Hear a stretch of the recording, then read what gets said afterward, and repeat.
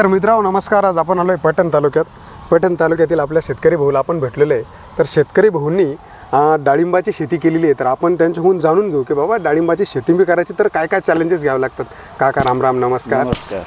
ही जी डाळिंबाची शेती तुम्ही चालू केली किती दिवसापासून समजा तुम्ही डाळिंबाचं करता? 3 वर्ष झाले माझ्या शेतीला, डाळिंबाच्या शेतीला. 3 आता म्हणजे पहिल्याच वर्षी पीक आलेलं आहे समजा. पहिल्याच वर्ष आलेलं. तर एकंदरीत जर पाहिलं तर तुम्ही किती क्षेत्रामध्ये डाळिंब लावलेले टोटल? 1 एकर मध्ये. 1 एकर मध्ये किती कलमा बसल्या? 400 कलमा बसल्या. कोणत्या जातीचं आहे रोप? अजितचं आहे. तुम्हाला त्यावेळेस अजितचा भगवा. अच्छा, त्यावेळेस रोप कितीला बसलं? मग ते मला त्या 3 वर्षापूर्वी 28 रुपयाला रोप दिलं. 28 रुपयाला एक रोप बसला. असे 400 कलमा बसल्या आणि तुम्ही त्या 1 एकरामध्ये लावलं समजा.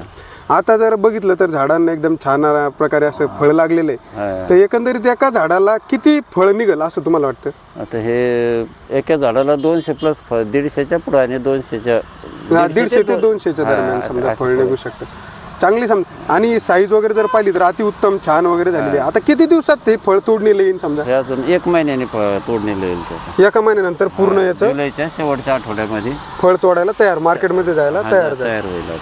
आणि एकंदरीत त्याचा खर्च जर पाहिला समजा आपण तर फवारण्या वगैरे कशा राहते म्हणायचं? त्याच्या फवारण्या आता ते निसर्गावर अवलंबून आहे. बरोबर आहे. हा, जर आता ह्या वातावरण जर असलं तर त्याला फवारणीच घ्यावं लागते. बरोबर. आता मी सांगितलं पण आज सकाळी फवारणी केलेली त्याची. आता हे थोडा त्याचा उपयोग नाही झाला. त्या अवघ्या 2 तासात पाऊस आला. बरोबर.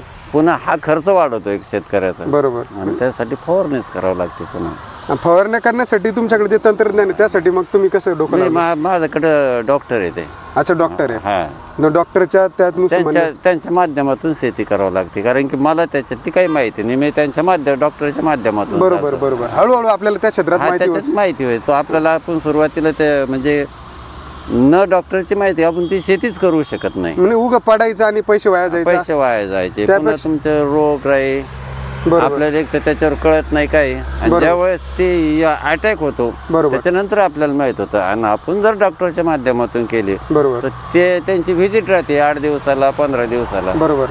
मग ते त्यांचं तंत्रज्ञान मग ते आपल्याला त्यांच्या माध्यमातून शेती केली तरच ती फायद्याची. बरोबर. डाळिंबाची. बरोबर. आणि याच्यावर साला किडाचा प्रादुर्भाव वगैरे जे काय ते सगळं डॉक्टरला माहिती, त्यांना माहिती राहते. ते आपल्याला त्याच्यात काही माहिती राहत. बरोबर बरोबर. असं पीक हे. बरोबर. नाही, आणि आपण म्हणतो की डाळिंबाची शेती थोडी चिकट आहे असं वाटतं का तुम्हाला? थोडी चिकट आहे चिकट. पण कसं आहे, मी 2-3 आता मी बी सध्या याच्या मोबाईलवर मुलाखती पाहतो. तर त्यांचं सांगणं आहे की जोपर्यंत तुम्ही त्याचं प्रशिक्षण घेत नाही बरोबर डाळिंबाचं तोपर्यंत तुम्ही डाळिंबाची शेती करायलाच नाही पाहिजे. बरोबर. म्हणजे ते त्याच्यातले जे अभ्यासू लोक आहे त्यांचं म्हणणं आहे की तुम्ही कमीत कमी त्याचं प्रशिक्षण घ्या. बरोबर. नंतर शेती करा डाळिंबाची. आता समजा एकंदरीत खर्च वाजा जर पाहिला आपण, खर्च वाजा काय, प्रत्येक माणूस हा प्रॉफिट पैशाकडे पाहतो. पण खर्च वाजा जर 1 एकर मध्ये बघितलं तर वार्षिक उत्पन्न किती होईल असं वाटतं तुम्हाला? आता ते अजून काय, आता त्या आजचं मार्केट आणि 1 महिन्यापूर्वीचं मार्केट, आता ते आपण आज नाही सांगू शकत. इथं ते 1 तासाला भाव बदलते. सरासरी काय भाव राहील बरं? तरी सरासरी 100 प्लस 100 प्लस पकडून चालायचं, जायला पाहिजे.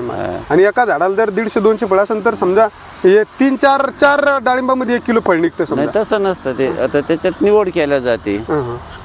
त्या निवडनुसार क्वालिटीनुसार भाव.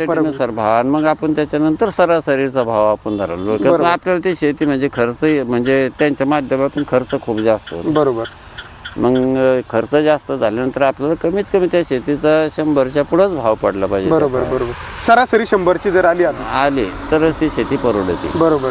तर समजा 1 एकरात जर पाहिलं तर त्यावेळेस 2-2.5-3 लाखाचं उत्पन्न नाही. याच्या 1 एकरामध्ये कमीत कमी 4 ते 5 लाखाचं 5 लाखाच्या पुढेच उत्पन्न व्हायला पाहिजे. बरोबर. आणि त्याचा खर्च येतो 2 लाखापर्यंत. बरोबर. म्हणजे 3-1 लाख रुपये आपल्याला राहतात. शेवटी आपल्या अंग मेहनत राहते. एकट्याची शेती नाही शेती, पूर्ण कुटुंब त्याच्यात राबलं जातं. बरोबर.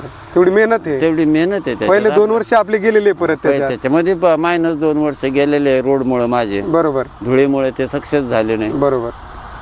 तरी पण तुम्ही छान डोकं लावलंय, चांगली शेती केली आहे, चांगली डेव्हलप केलंय आणि आधुनिकतेकडे शेतकरी वळतो ना, हे बघून मला खूप आनंद होतो.